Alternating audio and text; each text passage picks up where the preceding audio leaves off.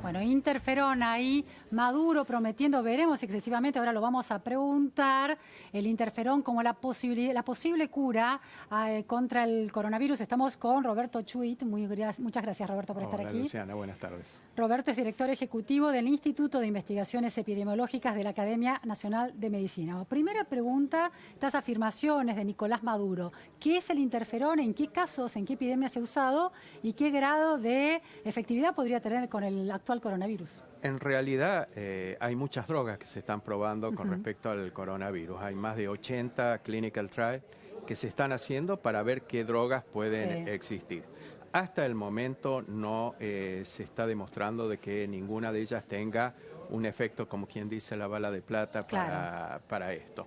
Se están probando drogas viejas, drogas nuevas, interferón que ¿Qué funciona. es el interferón? ¿En qué caso se usa? Es una molécula que funciona, digamos, interrumpiendo algunos procesos y mejorando la respuesta de las personas.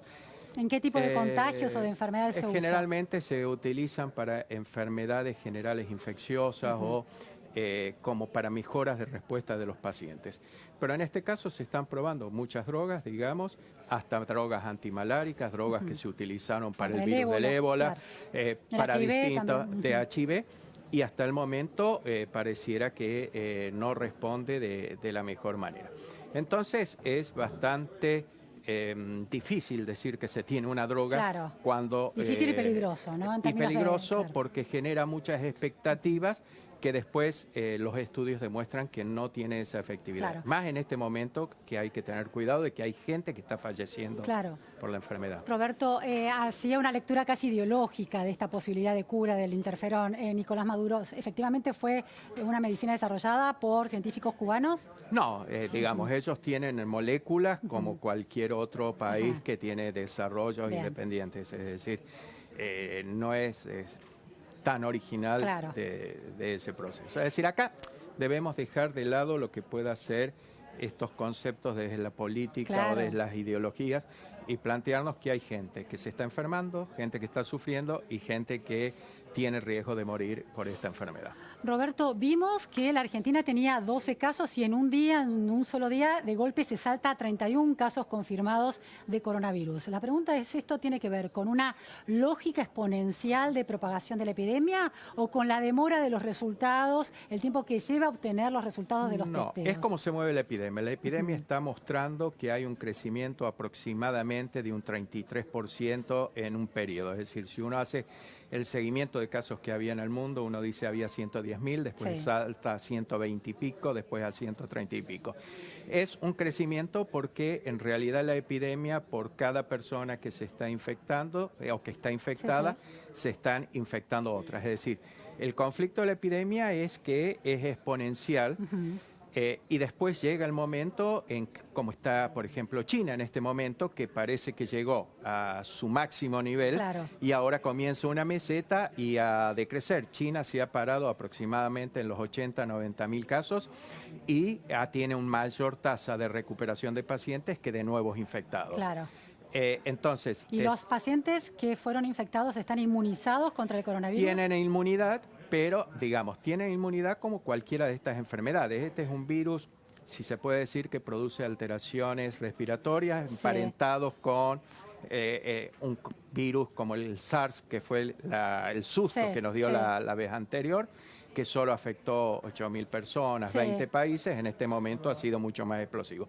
Y otros virus de afección respiratoria, como puede ser el de la gripe o... Pero esto, a ver, ¿qué quiere decir? Yo me contagio, sobrevivo al contagio.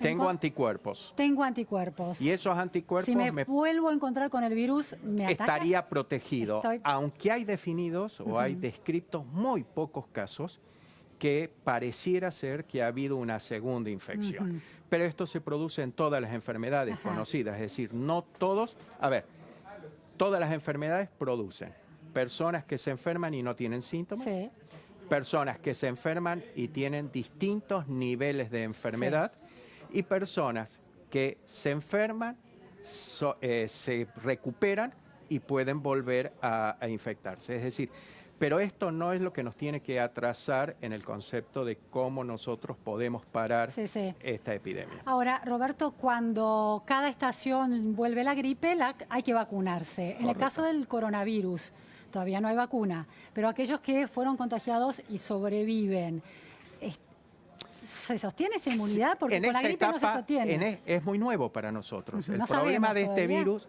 a ver, con este virus se saben muchas cosas. Se sabe el diagnóstico, se saben una serie de cosas, pero en el largo tiempo no sabemos cómo puede evolucionar este virus. En el virus de la gripe sabemos que el virus de la gripe, el H1N1, N5, va mutando, va cambiando. Claro, este también podría suceder. Pero no lo sabemos cómo. No sucedió todavía. Todavía no sucedió porque es muy nuevo para nosotros como especie humana la ocurrencia de este virus.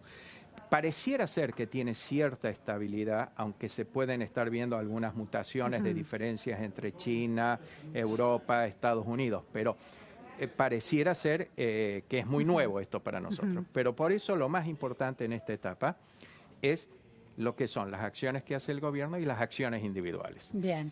Entonces, el gobierno va tomando medidas en el proceso de lo que la endemia se va a producir. Le pregunto sobre una de las medidas del gobierno. La decisión de que por el momento no se van a discontinuar las clases en las escuelas, por lo menos esa es la sugerencia desde el Ministerio de Educación de la Nación. Cada provincia, Jujuy, por ejemplo, y Misiones decidieron pararlas por lo menos hasta a fines de marzo. Es cierto, dice, según Ginés González García, los chicos no son población en riesgo. Sin embargo, se pueden contagiar y transmitir la enfermedad. ¿Eso no sería un argumento para evitar tener clases?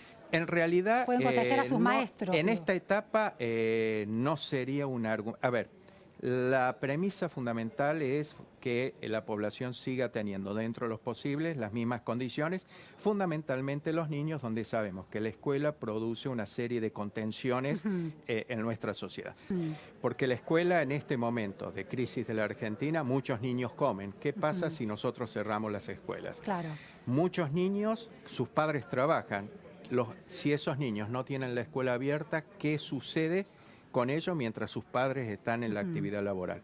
Ahora, entonces, ese argumento de todas maneras, que es un argumento social, de vulnerabilidad social, no fue el planteado por las autoridades. Claro, pero cuando uno evalúa, para cerrar una escuela, evalúa tanto el proceso social como el movimiento de la epidemia. En epidemias de otro tipo, como fue la del 2009 o como fueron las de las epidemias por meningitis, se hicieron acciones locales en algunos colegios donde se veía cómo esto iba evolucionando. No una medida general de decir cerramos todas las escuelas. De todas maneras, le recuerdo que la epidemia de 2009 no es una historia muy feliz para Argentina, tuvo la mayor cantidad de muertos, ¿no? Porque hay toda una serie de dificultades también en cuanto a la organización del sistema sanitario. Pero yo le estoy diciendo esto, pero en Italia cerraron las escuelas. En España cerraron las escuelas y Francia ha también determinado esto. Es decir, esta epidemia está produciendo cosas que en otras epidemias no las hemos visto. Por lo cual, cuando se toman medidas, uno tiene que ir considerando cuál puede ser el impacto siguiente de la medida que está tomando. No, evidentemente hay dilemas en cada medida, no tiene costos, se protegen algunas cuestiones, pero que se abre la puerta a otras. El ministro Trota decía que como estamos un poco rezagados en el modo en que llega la epidemia a este continente, tenemos la oportunidad de aprender de esos países. Pero esos países han cerrado las escuelas, es llamativa la decisión. Y hay otra cuestión en relación a esta decisión de no cerrar las escuelas, que es que lo que preocupa es el hacinamiento en los medios de transporte. Cuanto más cantidad de gente circule, incluyendo los estudiantes, más hacinamiento hay. ¿No sería también otro análisis que habría que hacer? Son medios a trabajar, pero también nosotros nos tenemos que plantear que este virus se transmite como el virus de la gripe. Y el virus de la gripe produce millones de infectados. A ver, muchas veces se está poniendo en duda. Gente dice, están tomándose medidas extremas porque no son tantos los infectados ni son tantos los muertos. Y si uno lo ve desde el número absoluto, por ejemplo, por día, para una enfermedad como puede ser la tuberculosis, mueren en el mundo 3.000 personas. O para el HIV pueden morir 2.000, etcétera, y por coronavirus están falleciendo 53. Pero ¿qué pasa? Que no desplaza a las otras, sino que va sumándose a los otros procesos. Entonces, estas medidas que se están tomando, que uno puede decir, ¿son extremas o no son lo suficientemente extremas si vemos lo que hizo, por ejemplo, China o lo que está haciendo España? Genera condiciones que a nosotros nos van permitiendo cuál es la mejor forma de ir regulando a nuestra población. Pero estas medidas son las medidas comunitarias. También tenemos que tomar medidas con respecto a qué vamos a hacer con los equipos de salud. Porque esta epidemia también nos mostró la crueldad de que muchos equipos de salud fallecieron en China. 1.300 personas vinculadas con el sistema de salud. Con el sistema de salud. Y acaba de fallecer en estos días el doctor general de salud de Italia, 67 años, este lunes, víctima del coronavirus. Entonces, estas son las cosas que esta epidemia está poniendo a la luz en cuanto a lo que es desde el concepto social y en cuanto a los equipos de salud a lo cual tenemos que cuidar.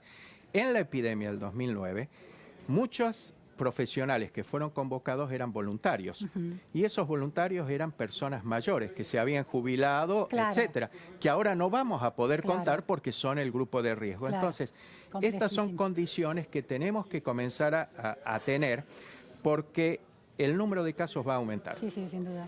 Y este número de casos, que ahora estamos en 31, puede pasar en pocos días a 60, 100, 200, pero tenemos que ir ajustando los conceptos en cuanto a la atención de los pacientes, es decir, en las salas de espera de los hospitales o de las guardias. Ahora, la epidemia empezó en China a fines de diciembre. Principios de enero llegó la información oficial porque China retuvo información. Yo tengo la sensación de que ahora nos vamos a poner recién a pensar, bueno, por supuesto, más vale tarde que nunca, ¿no? Digo, pero es un poco tarde, ¿no? Para que el sistema de salud esté tratando de imaginar las medidas. Ya tendrían que estar hace semanas diseñadas. Y ya deberían estar, digamos, hay esquemas de contingencia para muchos casos, pero para atender lo que es regular. Esto se suma a los problemas que ya tenemos, que es lo que ha pasado, por ejemplo, en Italia. Parecemos estar poco listos para las contingencias de las enfermedades contagiosas en la y de las enfermedades que no son regulares. Claro. Entonces, vamos al caso. Cuando nosotros tenemos el periodo de las bronquiolitis en los niños, vemos de que nos están faltando camas de internaciones pediátricas. Nuestro sistema de salud tiene por momentos algunas dificultades que son cuellos de botellas que tienen que ser reorientados y reorganizados. Roberto, me preocupa esta cifra. En el subte de Buenos Aires circulan 1.300.000 personas. En un vagón del subte A, por ejemplo, entra 36 personas sentadas y 133 paradas. Estos son 169 pasajeros apretados.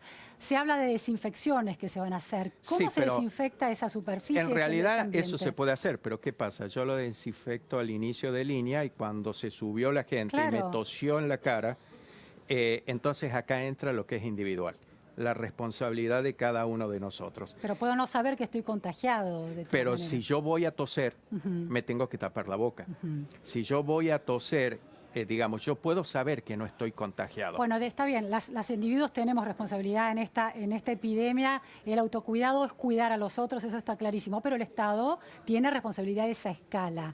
Sí. En términos de decisiones de cómo cuidar a la gente en los medios de transporte, se ha decidido que no se permitan reuniones de más de 200 personas. Y tienes el subte que donde van 200. En un vagón hay 169 personas, en varios vagones hay muchas más. Entonces digo, ¿por qué las autoridades no están, por ejemplo, decidiendo que los vagones tienen ahora, a partir de ahora, una capacidad mucho menor para llevar, no sé, 30, 50 personas en un solo vagón? ¿Por qué esa medida no se toma? Yo creo que se puede tomar. El problema, a ver, planteemos. ¿Cómo es el proceso de educación nuestra?